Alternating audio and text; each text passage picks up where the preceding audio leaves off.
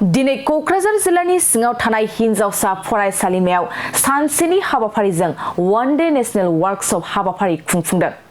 Kokrajhar girls कलेजनि department of एडुकेशननि बानजायनायाव दिनै national education policy 2020 नि सायाव क'क्राझार हिनजावसा फरायसालिमा सोलोंथाइ बिफाननि हेफाजाबजों IQAC गर्ल्स कलेज जथाय बे हाबाफारिखौ खुंफुंदों। बे हाबाफारिनि गेजेरजों नेशनेल एडुकेशन पलिसि 2020 नि जर'खायै फोरोंथाइ होनायखौ नुनो मोन्दों। बे हाबाफारियाव educationist and member of NSCC and UGC कमिटिनि डक्टर धर्मदि खारि NC, क'क्राझार सोरखारि फरायसालिमानि गोरायुं डक्टर दिमासा दैब्रां मुसाहारि, बड'लेण्ड मुलुगसोलोंसालिनि assistant professor department of management स्टाडिजनि डक्टर नयनज्योति भट्टाचार्य, क'क्राझार गर्ल्स कलेजनि assistant professor political science Mrs Juri Gayari आरो गोबां फरायसा फरायसालिमाफोरनि बिमा बिफाफ्रा बाहागो लायो।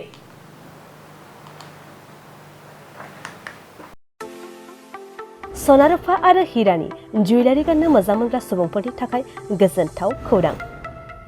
दासान्दि फुजा बोथोरखाय खम बेसेनाव फानगासिनो MSCB जुवेलार्सआव सना रुफा आरो हिरानि समायना रमायना जोंख्लाबनाय जुवेलारिज।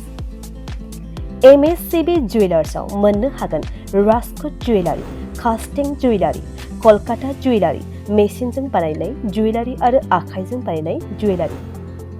लोगोसेनो हाबा हुखायाव गाननो थाखाय सना आरो हिरानि समायना जुवेलारिसफोरखौबो मोननो हागोन।